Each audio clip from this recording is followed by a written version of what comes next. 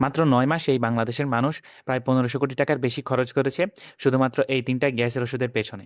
তো ভয়ংকর তথ্য যেটা, একটা গবেষণায় দেখা গেছে বাংলাদেশের প্রায় ৪৭% মানুষ, অর্থাৎ প্রায় অর্ধেকের মতো মানুষ এই ধরনের ওষুধগুলো খাচ্ছেন একদমই বিনা প্রয়োজনে। তো তাহলে কি পরিমাণ টাকা নষ্ট হচ্ছে সেটা কিন্তু আন্দাজ করাই যাচ্ছে। তো আজকে আমরা জানবো কাদের আসলে এই ওষুধগুলো দরকার, আর আমাদের অরুচি বা পেট ফাঁপায় আসল সমাধানই বা কী, এবং এই ওষুধগুলো কি আসলে অরুচি বা পেট ফাঁপায় কোনো কাজ করে কিনা সেটা জানার চেষ্টা করব। তো ডাক্তারি ভাষায় এই সকল ওষুধকে বলা হয় পিপিআই বা প্রোটন পাম্প ইনহিবিটর। তো আমাদের পাকস্থলীর মধ্যে একটা পাম্প আছে যেটা সারাক্ষণ আমাদের পেটের মধ্যে অ্যাসিড তৈরি করে বের করতে থাকে। তো এই ওষুধটা এসে এই পাম্পটাকে বন্ধ করে দেয়, ফলে তখন আমাদের পেটে অ্যাসিড তৈরিটা কমে যায়। তো অনেকেই কি করেন, অরুচি বা পেট ফাঁপা কিংবা পেটটা ভরা ভরা লাগা অথবা একটু বমি বমি ভাব হলেই এই ধরনের গ্যাসের ওষুধগুলো কিনে খেয়ে ফেলেন। কিন্তু মজার ব্যাপার হলো, এই সকল সমস্যার জন্য আসলে আমাদের পেটের অ্যাসিড কিন্তু কোনোভাবেই দায়ী নয়, বরং আমাদের হজমের জন্য এই অ্যাসিডটা আমাদের বন্ধুর মতো আচরণ করে। তো বিনা প্রয়োজনে কেউ যখন এইসব ওষুধ খেয়ে এই অ্যাসিডটা তৈরি কমিয়ে দেন, তখন উল্টা তার হজম শক্তিটা আরও দুর্বল হয়ে যায়।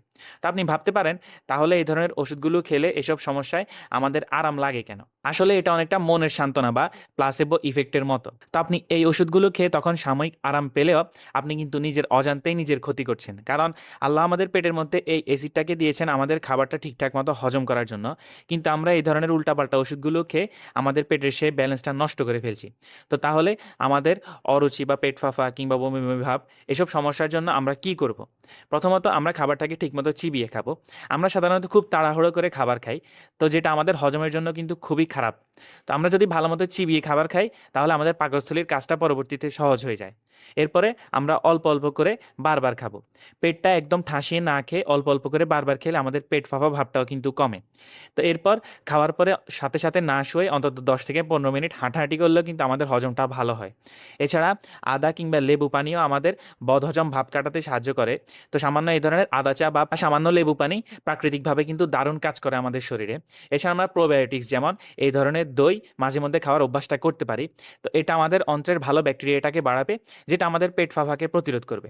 তা আপনি যদি এই নিয়মগুলো না মেনে বছরের পর বছর এই ওষুধটা খেতে থাকেন, তাহলে আপনার কি সমস্যা হতে পারে?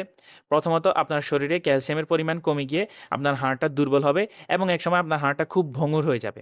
এছাড়া আপনার কিডনি রোগের ঝুঁকি প্রায় ২০ থেকে ৫০% বেড়ে যায়। এই ধরনের ওষুধগুলো আমাদের সিকেডি ডেভেলপ করতে ব্যাপক একটা ভূমিকা রাখছে।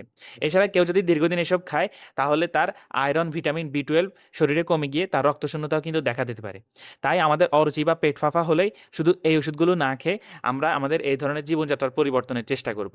আর এই ধরনের ওষুধ যদি আমাদের শুরু করতে হয়, তাহলে অবশ্যই সেটা ডাক্তারের পরামর্শ নিয়ে শুরু করতে হবে।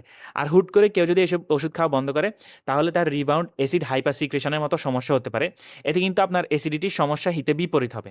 তো সবাই এই ওষুধ খাওয়ার ব্যাপারে সচেতন হবেন, সুস্থ থাকবেন।